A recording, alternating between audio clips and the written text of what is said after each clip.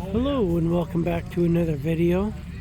I have here in front of me a 1980 official truck, which is one of the vehicles that they use at the Indianapolis during the Indy 500. They use them as safety trucks or anywhere they need extra help. It's quite unique and quite rare to see one. It's got the Indianapolis Motor Speedway wings. It's the interior. And then it's got the eagle on the hood. Because in 1980 they used the Trans Am as the pace car.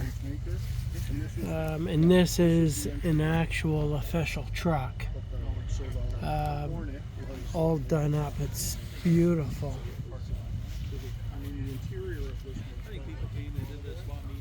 Anyway, I hope this information is helpful to you. Thanks again for watching. Take care.